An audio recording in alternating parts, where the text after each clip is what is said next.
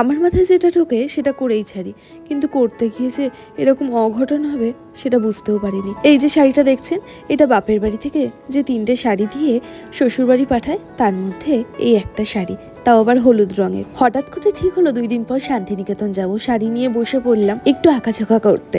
Fabric colour ছিল বটে বাড়িতে, কিন্তু করতে গিয়ে দেখুন সারা জায়গায় রংটা পুরো ছড়িয়ে গেছে। মাথায় কাজ করছিল শাড়িটা মনে হয় পরতে পারবো না, আর বাড়ির সবাই যদি শুনে শুটিয়ে তো পুরো লাল করে দেবে। তাড়াতাড়ি করে শাড়িটা কেচে 1 ঘন্টার মধ্যে শুকিয়ে টান টান বরাবর শাড়িটা ঝুলিয়ে আঁকতে শুরু করে দিলাম।